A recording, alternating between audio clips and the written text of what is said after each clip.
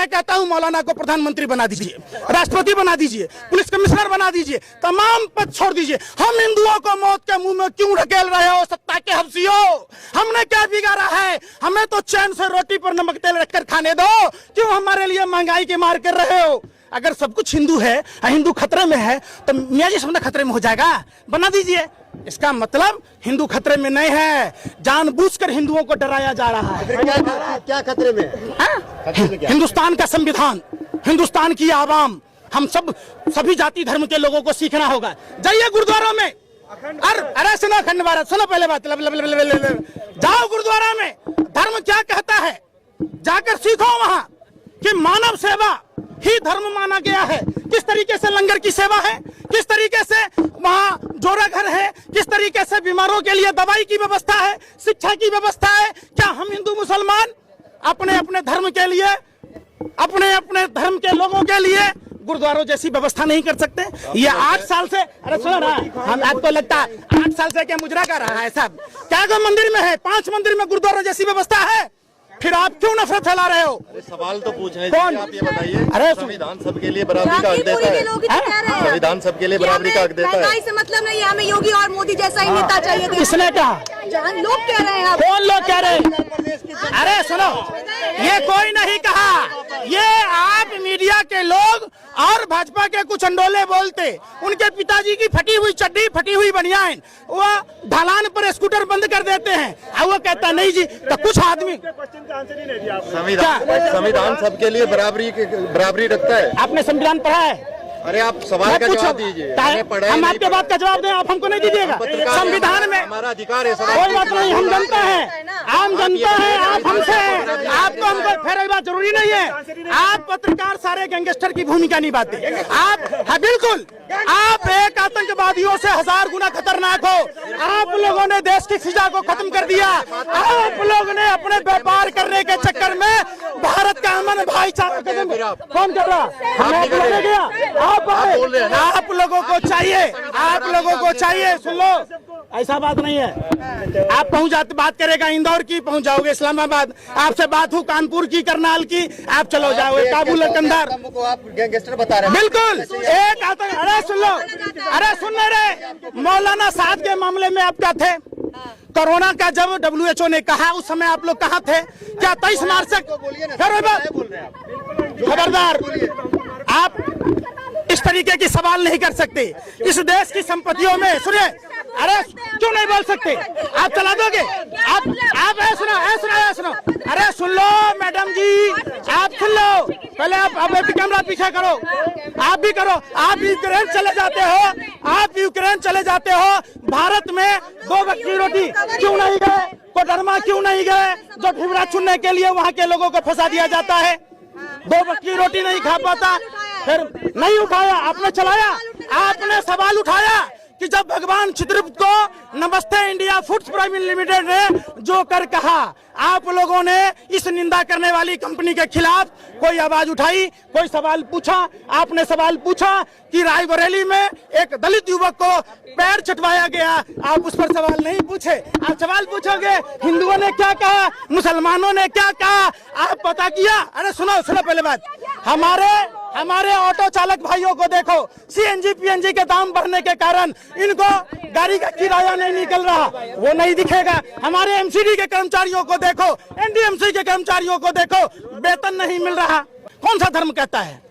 कहता है नमाज के टाइम में लाउड स्पीकर बजा देंगे भैया, तो तरावी कौन करेगा बे? रोजा कौन रखेगा? आप बता, ये कोई मतलब है क्या? हनुमान चालीसा पढ़ने की बात करते तो आपको क्या पता? कौन है? अरे आप जैसे दलालों ने, भरबों ने देश में गंदगी बो दी है। ये भारत सभी धर्मों के सम्मान की बात करता है।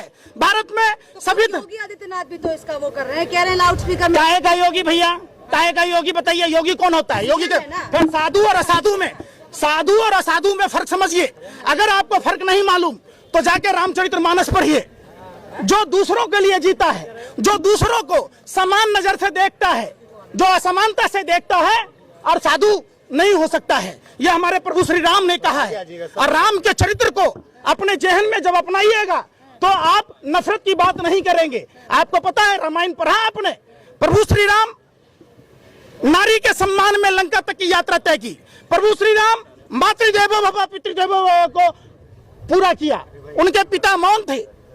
सौतेली मां कैकेयी ने कहा तो राजपाट छोड़कर उन्होंने वनवास किया, भगवा वस्त्र पहना। ये थे हमारे प्रभु श्री राम। प्रभु श्री राम। कुछ लोगों का सवाल है कि ईद पे तो पत्थरबाजी नहीं होती है, आखिर हिंदुओं के त्योहारों में ही पत्थरबाजी क्यों होती है? मुसलमान करेंगे पत्थरबाजी? सवाल ये एक बहुत बड़ी साजिश है, देश को कमजोर किया जा रहा है। और ये सारी चीजों की घटना अगर सरकार चाहती तो सैटेलाइट फुटेज के आधार पर दूध का दूध पानी का पानी हो। सवाल सुनिए ना, अरे मसाला मत लगाइए। 5 ग्राम सुने, अरे सवाल आ रहा तो पूछ रहा हूं ना। 5 ग्राम कोर्डियल क्रूज जहाज पर क्या वहां तटरक्षक नहीं थे? क्या वहां जांच अधिकारी नहीं थे? शाहरुख खान का बेटा आर्यन खान चूंकि कोर्डियल क्रूज जहाज में था तो 5 ग्राम हेरोइन पर नागिन डांस कर रहे थे। अडानी के पोर्ट पर जो 30,000 टन पकड़ा गया 2-2 कंटेनर, तो आप कहाँ थे? आप कहाँ थे? आप बताइए। अरे सुन तो लो बेशर्मो, आप यूपी के रायबरेली में सुनो पहले, सुनो बात, वो भी हिंदू है। अरे सुनो, सुन नहीं रहे, सुनो पहले। प्रधानमंत्री हिंदू, गृह मंत्री हिंदू, रक्षा मंत्री हिंदू, राष्ट्रपति हिंदू, पुलिस कमिश्नर हिंदू, देश के तमाम संवैधानिक पदों पर बैठे लोग अगर हिंदू, तब हिंदू खतरे में है। तो वो हिंदू मुसलमान नहीं है। एक सवाल है, अभी आपने कहा कि सीएनजी पीएनजी की जो है दाम कीमतें बढ़ रही है।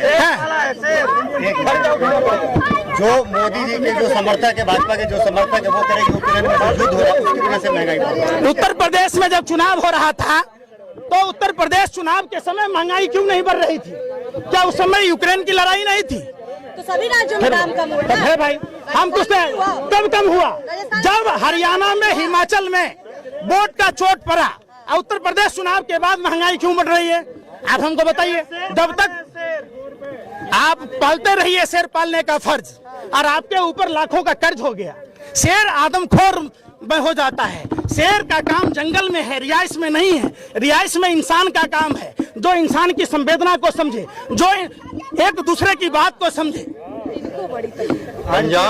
पंजाब सरकार ने 53% कर्ज ले लिया अपनी जीडीपी पे। भारत सरकार कितने % कर्ज लिया? 1 मिनट, सबसे ज्यादा भारत सरकार कितने % लिया? अरे सवाल तो सुनिए। हम कहते हैं मोदी जी ने कितना कर्ज लिया? भारत सरकार में है, आप बता दीजिए। आप नहीं बोलिएगा, आप IT सर फिर वही बात।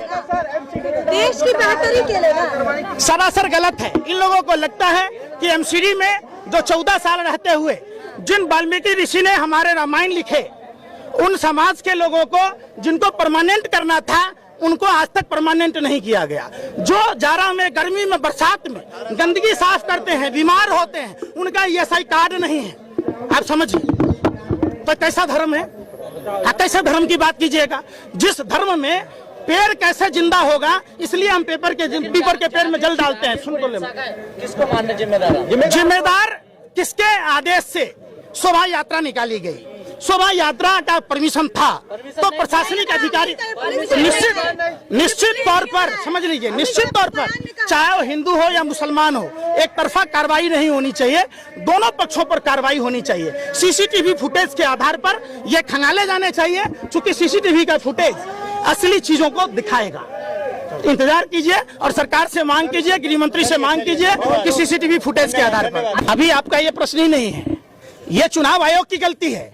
चुनाव आयोग पहले यह तय करे कि क्यों क्रिमिनलों को टिकट चुनाव प्रक्रिया में भाग लेने दिया जाता है। दूसरी बात, चुनाव आयोग यह तय करे कि जो चुनाव आयोग से 20 लाख EVM गायब हैं, वो किन नेताओं के घर पर अचार बनने के लिए डाला हुआ है। ये कोई नहीं पूछता।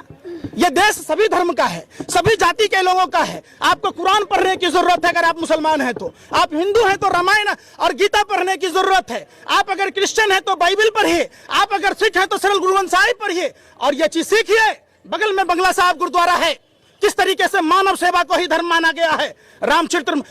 रामचरितमानस में प्रभु श्री राम अपने भाई भरत के विनती पर कहते हैं, परहित जैसा कोई धर्म नहीं। परहित को धर्म मानते हुए भगवान सूर्यदेव अपने दिव्य ज्योति से आलोकित करते हैं। वायु सांस देती है, ये पेड़ जो वायु देती है जिससे आप जीवित रहते हैं।